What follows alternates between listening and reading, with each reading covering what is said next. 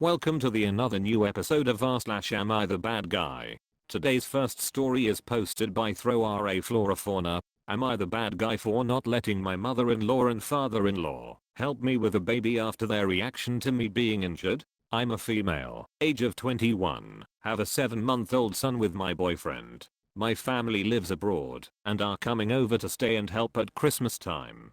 For now, my mother-in-law and father-in-law, age of 60 Deborah and Bob, are helping me with household stuff and the baby. So far, we haven't had any real issues and they've been a massive help. About 3 weeks ago, I fell down the stairs. I wasn't holding the baby and the baby was safe. However, instead of helping me, Deborah and Bob both jumped to comfort the baby who was crying and left me at the bottom of the stairs. My legs were fine, but I was wobbly because of shock and asked one of them to help me up. After nearly 10 whole minutes of being ignored, I managed to stand up on my own and hobble through to the living room. I sit down and Deborah says, "What's happened to you? Are you okay?" I'll admit, I saw red. I just said I fell down the stairs. Didn't you hear me calling you for help? Deborah's eyes widened and she said she was too busy fussing over the baby. After an hour, my arm was swelling up and I was taken to hospital. Luckily, it was nothing serious and recovery time would be quick. After my boyfriend got home and his parents left, I told him I no longer want their help after today's events. I can manage on my own, even though it'll be hard. He was taken aback and said they've done a lot for us. I said I appreciated it all, but they ignored me crying and calling them for 10 minutes after I fell down the stairs. They don't care about me, only the baby, and I was embarrassed I didn't see it sooner. He called his parents to let them know we won't need their help anymore and his dad said, "Is it about today?" We really didn't hear her. My boyfriend just told them they're invited to Sunday roast this week and that's all. I could tell he was not happy about my decision, but he said he went along with it because I'm the mother. Fast forward to Sunday and my brother-in-law and sister-in-law are guests as well. Sister-in-law has a 3-year-old and is totally on my side, but brother-in-law is not. He told me to be grateful for his parents' support as they are significantly more well off than my parents are and paid for many newborn or infant expenses and plan to pay for many more as the baby grows. Since then, Deborah keeps calling asking if we need any help and says she feels awful not seeing the both of you and that she misses the baby. Am I the bad guy for not wanting them helping me in my day-to-day life? Edit. Was the baby crying loudly enough that there is a possibility they didn't hear you? No way. The baby stopped crying after 10 seconds and the stairs are like 2 meters from the living room. There is absolutely zero way they couldn't have heard me. 1. Scream as I fell. 2. The general noise of someone falling, including books falling and wall plates breaking. 3. Me crying and shouting for help. I fell at the top of the stairs and fell all the way down. This wasn't a misstep and a bum shuffle down that hurt my pelvic bone. I fully fell down the stairs and cracked the banister. No way they didn't hear. The baby also started crying after the initial smack after I hit the ground. People have given some suggestion to OP on this post. Let's see. First suggestion from Diocese in my hair. Not the bad guy. From what you described, there's no way they didn't hear you fall. They deliberately chose to ignore you lying there, possibly seriously hurt. And they are lying about it. They didn't help you at all until you managed to get yourself to a place that they could no longer ignore you. In turn, you cannot ignore behavior like that. You just can't. What if you'd punctured a lung or passed out from a serious concussion? What if you died because they couldn't be bothered to investigate? You are better off without that kind of help. I'm aghast that your husband didn't rip them each a new one. Next suggestion from Crown Class Warder. Not the bad guy. That she misses the baby. That's all she misses. Not the baby's incubator.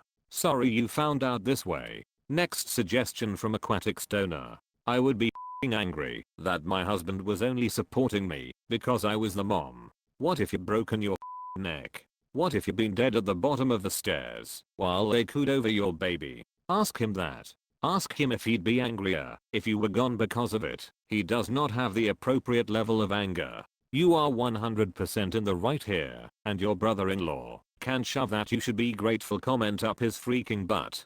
He'd shut up real fast if it happened to him. Not the bad guy. Next suggestion from Kiwi Mus.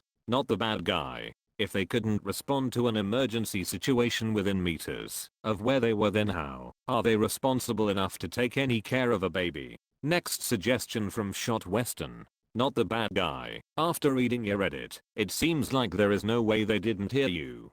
Have they done stuff like this in the past? Let's read today's second news story, posted by Throwaway. Am I the bad guy? Am I the bad guy for telling my coworker to leave me alone after my baby shower? Fake names used. I'm a female, age of 31. I'm 32 weeks pregnant with mine and my husband's first child. I've been co-workers or friends with Claire, age 36, since I joined the company 5 years ago. We've always been quite close, but I've been getting increasingly annoyed with her while I've been pregnant, and it all came to blows at my baby shower last week. For some backstory, Claire has struggled with fertility for years. She suffered from pregnancy loss a few years ago and tried IVF, but that failed, which led to her marriage ending. I was supportive throughout and tried to be there for her as much as I could. Everything was okay between us until Claire found out I was pregnant.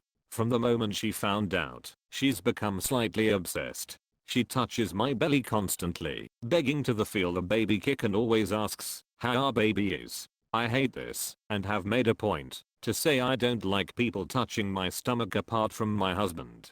Claire in turn always tells people I don't like anyone touching my stomach apart from family, which she claims includes her. Edit. I told Claire that I didn't like anyone but my husband touching my stomach. She chose to ignore it. There's been other issues, but the main issue rose when I had my baby shower last week. My mom and mother-in-law organized the whole thing, but apparently both were bombarded with message from Claire because she knew exactly what OP wanted.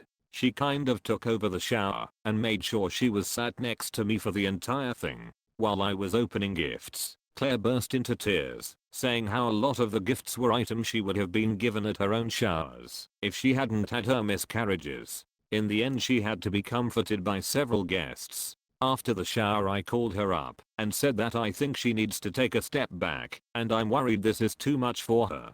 Claire quickly fired back, saying that she was fine and that the baby needed Auntie Claire.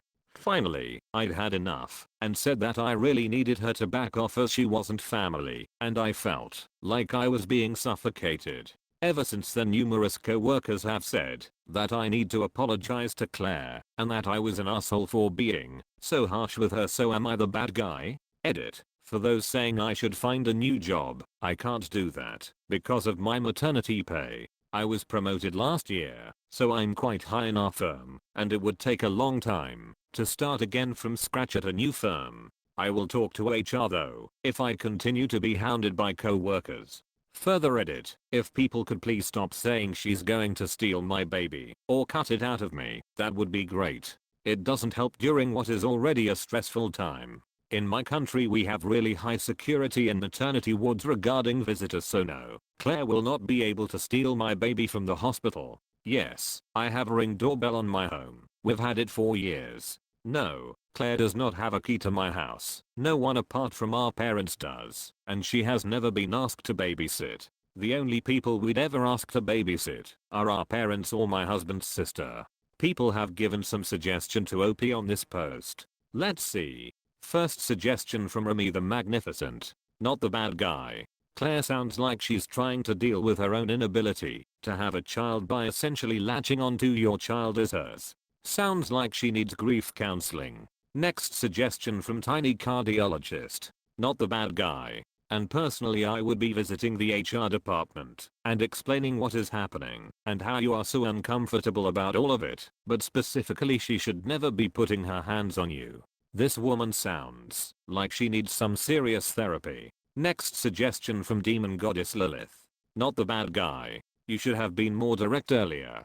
Claire is creepy and I would not feel safe around her. Next suggestion from Bananas 4 Scale, not the bad guy. Get her photo to your birth center and start the restraining order now. I'd also tell HR she's going over the top and it's feeling stalkerish to you. And tell her she won't be seeing the baby until the rest of the public does. Say 3 months old. Better to have her lose her shit now before you're healing, postpartum, and have a newborn. Next suggestion from Willing Helicopter, not the bad guy. Claire needs therapy and support, but she doesn't get to ignore your boundaries or requests. It's terrible that she's struggling, but you can't be responsible for her mental stability and she's way too involved in your pregnancy. Painful though it will be for her, she needs firm and clear direction to back off and let you have space. Let's read today's third news story, posted by Perfunctory. Am I the bad guy? A woman demanded info on my condition, so I asked her extremely personal questions. I'm a female, age of 49, was at a state fair yesterday, and this woman near me came over and demanded info about my medical condition. Long story short, I'm paralyzed from roughly the bra band down. I use a power wheelchair and have a service dog. I usually don't mind educating people about paralysis, access issues and chatting about my dog, but this woman, my dudes, she was rude, abrasive and demanding. She acted like she was entitled to my personal medical history. She didn't even ask politely, just demanded to know how it happened, what the results were, if I tried X, Y, Z treatments, you name it. She even wanted to know about my life. Just, seriously? Who asks this stuff of a literal stranger unfortunate enough to be eating delicious fair food at the table area? I just stared at her in shock as my delicious deep fried BBQ got cold. So I smiled as politely as I could manage, and this is where I may have been the asshole. I started to ask her about her last gym visit. Were the stirrups too high? Did she have to do that awkward shimmy or scoot down the table? If the speculum was cold? If the pap smear hurt? The usual. If she felt entitled to my answers, I should be entitled to her answers, right? Well, she threw an absolute fit. Started screaming and yelling that I was gross and a pervert, and on and on and on. Her group tried to calm her down, and one of them told me I should have just been polite and answered her questions. As far as I could tell, this woman wasn't impaired in any way. She didn't have a carer or minder. She was with a group of friends and had been carrying in normally with them until she saw me. I got to the table, asked if the space was free and set up at the end of the table because my chair fits neatly on the end of one-piece picnic benches. I told the group that if she wanted my personal and private medical information then she should trade info for info. Two of the people called me an asshole when they left, trying to calm down their nearly hysterical friend as they left. She was still screaming and shouting how I was a perv or cruel or mean. People were staring at me, and I hated it. At the time I felt good for finally finding a shiny, new, but still broken, spine and standing up for myself, so to speak. I was talking to friends last night, and they said I was an asshole. I could have politely told her I wasn't going to tell her. I tried that when she came over and demanded answers, not even asked for them. So read it. I'm asking here, am I the asshole for not divulging my medical info and asking her about hers? People have given some suggestion to OP on this post. Let's see.